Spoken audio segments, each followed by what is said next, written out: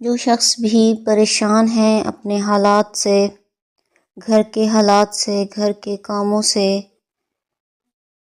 گھر کی پریشانیاں ہیں، یعنی جو بھی پریشانی ہے، جس قسم کی بھی پریشانی ہے، ایک چھوٹی سی تسبیح ہے اور یہ آزمودہ وظیفہ ہے، آزمودہ تسبیح ہے۔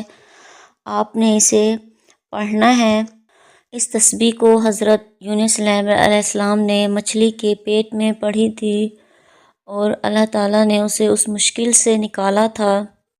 جب بھی آپ نماز پڑھیں، 5 وقت کی نماز پڑھا کریں، جب آپ نماز پڑھیں، دعا کے وقت اول آخر درود شریف آپ نے پڑھنا ہے اور اس تسبیح کو 100 مرتبہ پڑھیں اور پھر دعا مانگیں۔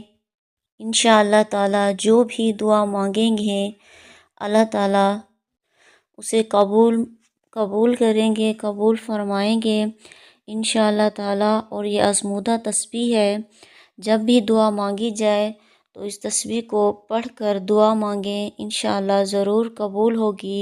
اور یہ تسبیح یہ ہے: لا الہ الا انت سبحانک انی کنت من الظالمین، لا الہ الا انت سبحانک انی کنت من الظالمین۔